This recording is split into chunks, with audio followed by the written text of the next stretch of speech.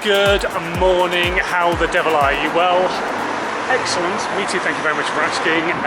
Saturday, no it's not Saturday is it? It's Monday morning, start of a brand new week. I'm tired. He's, this fella here, kept us awake quite a lot of the night, so yes, tiredness has kicked in. But today it's daddy daycare, but I still have work to do, so I'm going to go meet with George, I'm going to have a coffee, going to give him some lunch, hopefully he'll sleep and I can get some work done. So this is how a daddy daycare lunch generally goes. I'm here to work, but as you can see, no work being done. Work being done by this man, but no work being done by me. Yeah. Okay, should we put your other shoe on? That's the only work we're going to get done today. Shoes on. My son licked it and there's biscuit inside. Can you see George? Can you see him? What's he doing? Ah!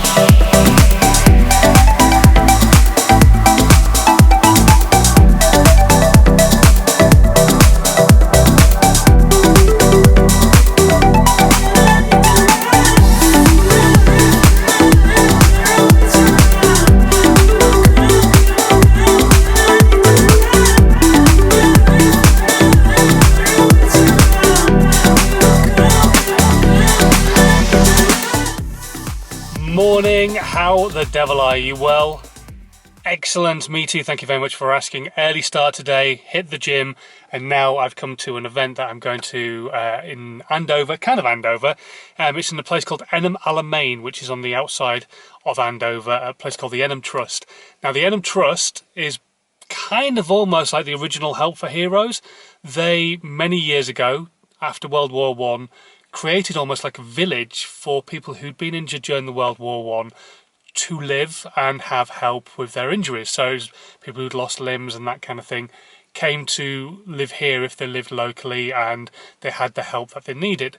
And over the years the Enham Trust has grown and grown and grown until it becomes almost like this little housing estate. It's become a whole village where people with disabilities and things like that can come to live and live their own lives without having everybody always interfering and that kind of stuff. And it's really, really cool. I've been here before in the past. It's a really cool charity, and yeah, we've got a networking event here this morning, so I've just arrived. I'm going to get myself sorted, pop in and see what today entails.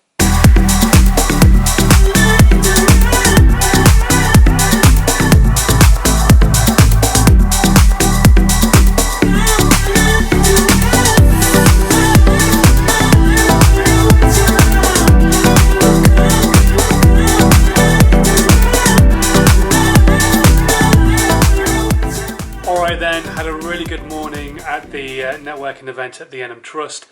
Did a quick favour for Susanna just now and dropped her off at the shop that she works at because she's working for the Andover store today, so just dropped her off there. But going back to the networking event, something I found myself speaking about to about 8 or 9 different people today actually is perfection, and it just so happens to be today's subject matter as well on my social media content, because so many brands, businesses, people aim for perfection on their social media content rather than actually understanding if you are not communicating whatever value it is that you have to give, if you're not communicating, nobody is going to hear it.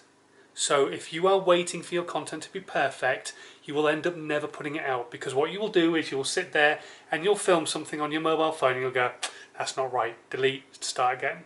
no, that wasn't right either. Delete, start again.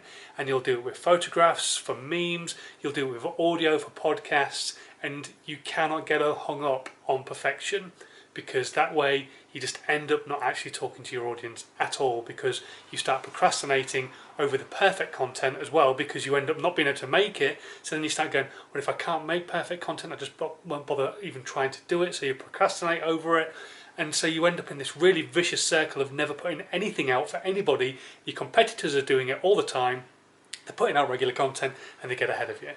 So stop worrying about perfection. Perfection has its place, but organic growth on social media is not it.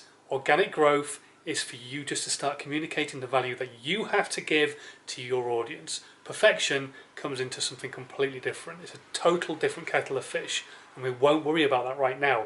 I just want you to start creating content that means you are speaking to your audience.